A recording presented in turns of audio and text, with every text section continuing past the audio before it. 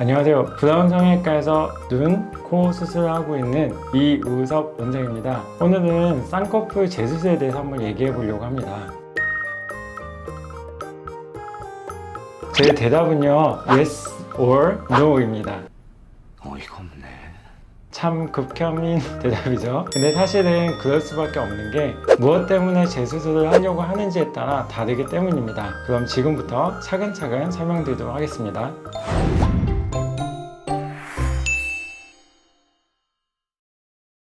크게 보면 재수술을 하려는 이유는 세 가지 정도가 됩니다. 첫째, 쌍꺼풀이 낮아요. 둘째, 쌍꺼풀이 높아요. 셋째, 그 다음에는 여러 가지 복잡한 얘기들이 사실은 있습니다. 그래서 이렇게 세 가지로 분류를 해볼 수가 있는데요. 첫 번째, 쌍꺼풀이 낮은 경우는 사실 마음을 한시름 놓으셔도 됩니다. 자연유착같이 덜 침습적인 방법으로도 충분히 쌍꺼풀을 올리는 것은 가능합니다.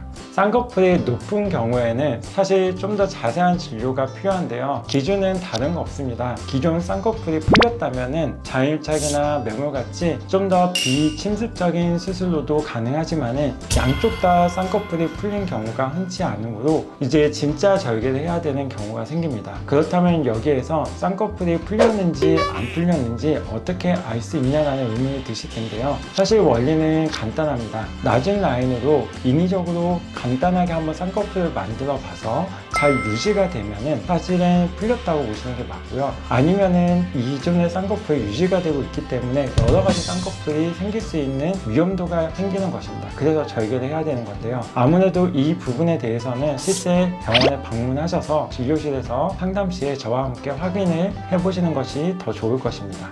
그렇다면 셋째, 제가 여러 가지를 셋째로 그냥 한꺼번에 분류했는데 이것은 어떤 것들인지 지금 하나씩 한번 설명을 드릴 텐데요. 여기에는 사실 이제 엄청나게 복잡한 것들이 좀 포함이 되게 됩니다. 졸려 보인다고 표현하시는 안검하슬 교정, 그 다음에 수술 후에 눈두덩이가 좀 두툼해졌다 또는 반대로 꺼졌다, 이전에 수술 흉터가 심하다, 이렇게 여러 가지 이유가 있을 수 있는데요. 실제로 쌍꺼풀 재수술로 찾아오시는 주된 이유에 비해서 실제적인 비율은 적지만 다양한 고민들을 들고 오시는 부분을 제가 셋째로 크게 묶었습니다. 여기에 와서는 사실 수술의 갈래가 훨씬 복잡해집니다. 단순한 절개로 해결이 되는 부분부터 일부분 자연유착으로 쌍꺼풀을 다듬는 경우도 있고요. 이마 거상을 해서 두툼한 정도를 없애거나 좀 더 복잡하고 넓게 접근을 해야 되는 경우도 있습니다. 다양한 경우에서 생기는 건데요. 담임 선생님과 상담하듯이 저한테 오셔서 좀 더 자세하고 복잡한 거에 대해서 하나하나 그 해결 방법에 대해서 들어보셔야지 아마 선택을 하실 수가 있을 것입니다.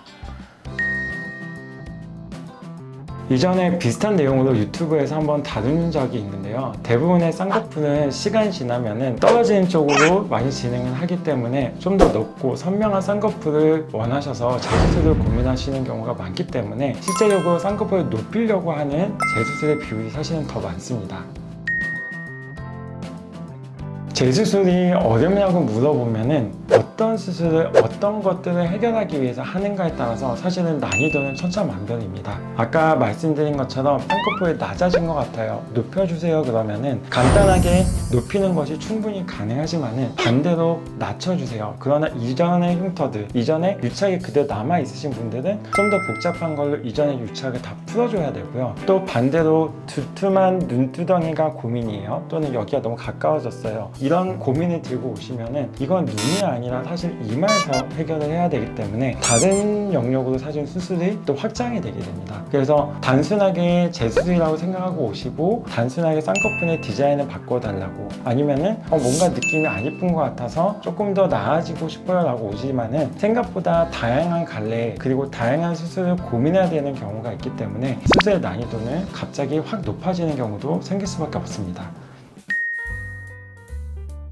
제가 수술을 고민하시는 분들께 제일 많이 하는 설명이 리스크 앤 베니핏입니다. 이게 경제적인 얘기긴 한데요. 물론 모든 수술이 첫 수술로 끝나면 좋지만 사람의 몸이라는 게 생리적으로도 많이 변화하고 수술이라는 큰 변화를 통해서 또 여기에 적응을 하다 보면은 처음에 예상치 못한 모양 또는 원하지 않은 모양으로 진행하시는 분들도 꽤 많습니다. 이런 변화 때문에 필연적으로 재수술을 고민하게 되시는 경우도 꽤 많이 있습니다. 그래서 첫 수술 이후에 아쉬운 부분이 있으시다면 상담을 통해서 이거를 하려면 어떤 부분들을 건드려야 되는 것인지 자세하게 고민을 해보셔야 되고요. 간단한 수술로 해결이 되는 건지 아니면 좀 더 복잡한 수술을 해야 되는 건지, 그리고 그것을 감수해서라도 이렇게 재수술을 하고 싶은지, 이것을 판단하는 것이 아마 재수술을 고민하시는 분들한테 제일 중요한 포인트가 되지 않을까 생각합니다. 지금 이 내용을 기준으로 해서 충분히 고민 한번 해보시고요. 좀 미흡한 부분이 있거나 궁금한 게 더 있으시면 저희한테 질문 주시거나 아니면 방문해 주시면 좀 더 자세하게 설명드릴 수 있도록 하겠습니다.